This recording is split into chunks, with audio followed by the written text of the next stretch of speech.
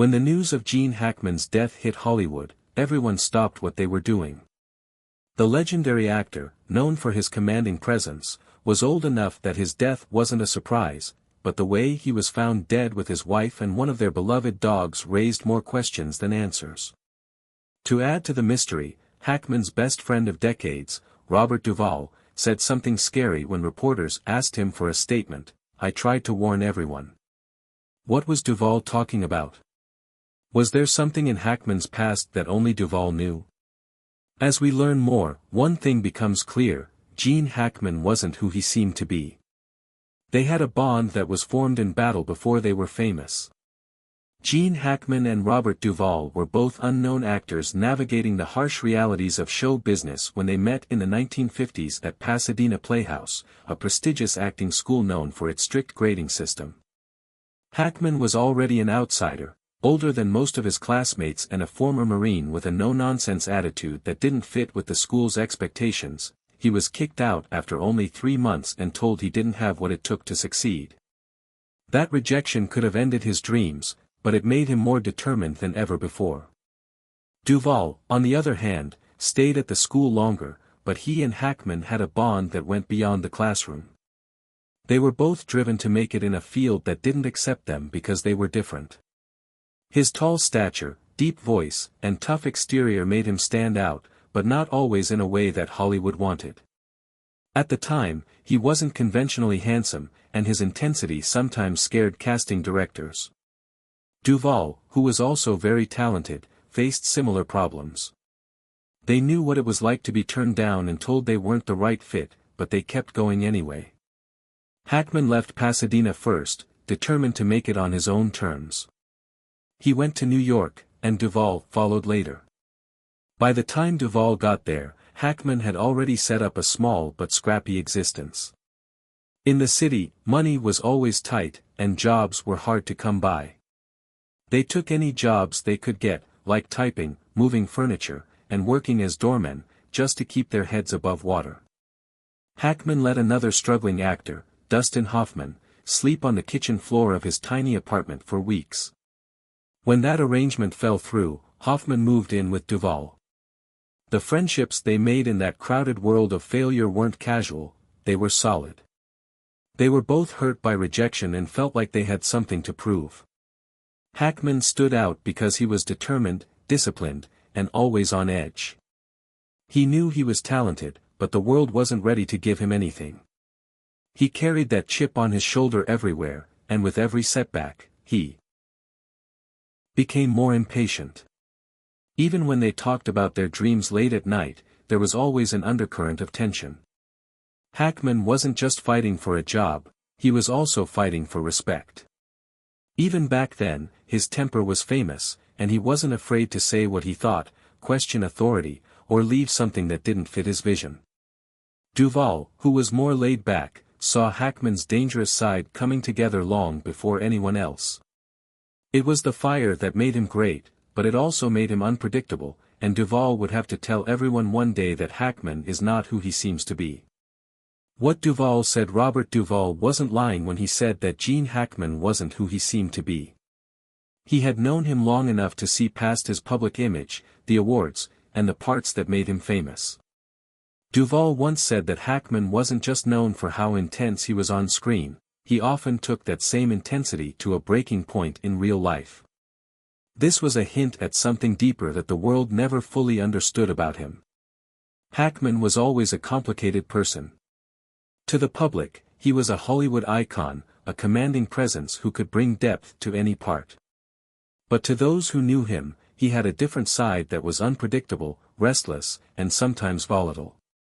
Duvall, who had been through a lot of hard times with Hackman, saw the pressure building long before he became famous. He knew that his friend wasn't just a driven performer, but also a man who lived with an unbreakable tension that followed him from his earliest failures to his greatest successes. Unlike most actors who lose their edge with age, Hackman never did. His temper wasn't something he got rid of, it was something that grew with him on film sets, where he was known for demanding perfection and sometimes getting into fights with directors and other actors. He had no patience for lack of skill and no tolerance for anything less than excellence. His drive made him great, but it also made him difficult. Because of his short anger, people called him Vuvius. Duvall had seen it for himself.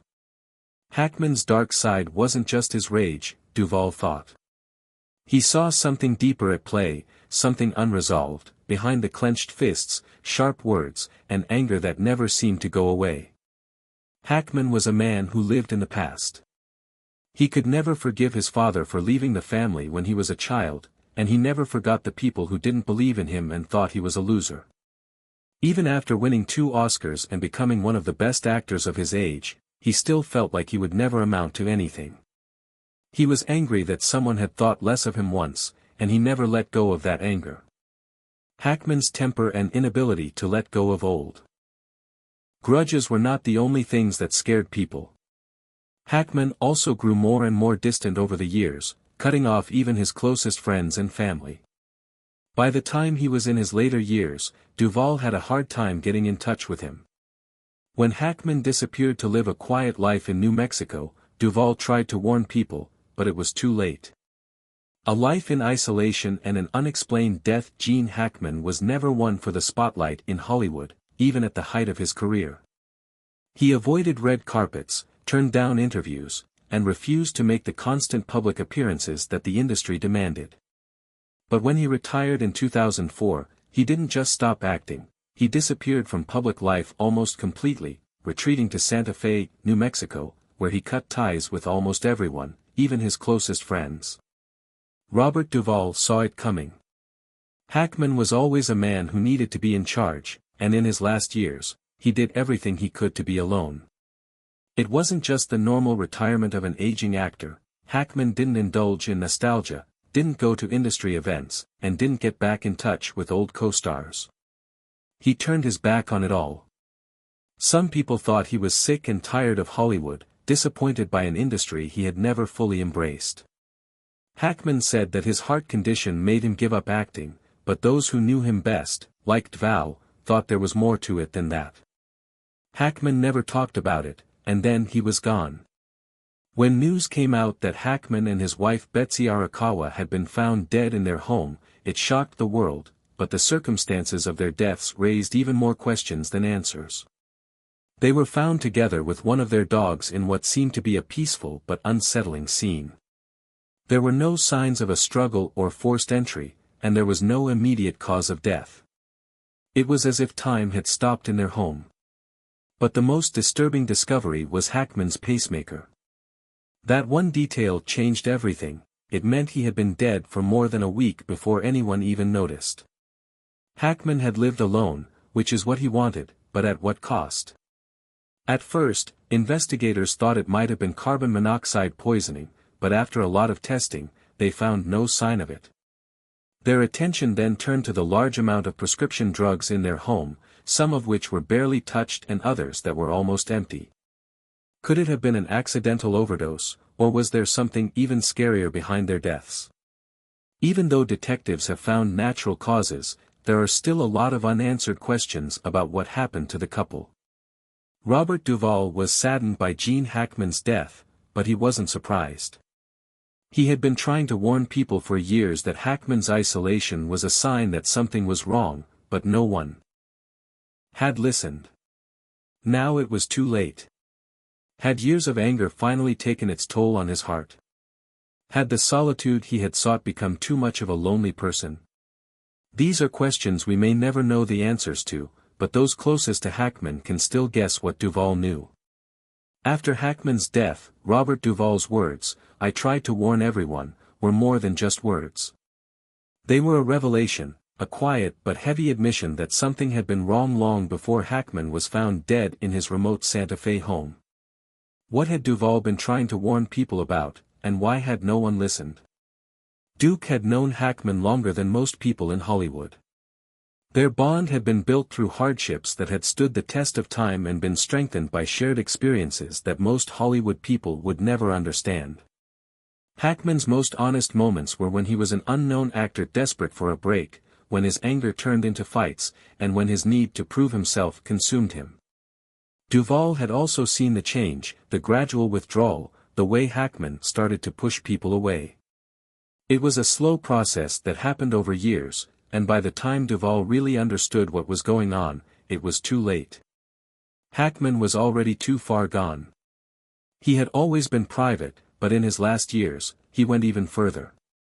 He didn't just quit, he disappeared. People who had known him for decades barely heard from him after he stopped talking to them.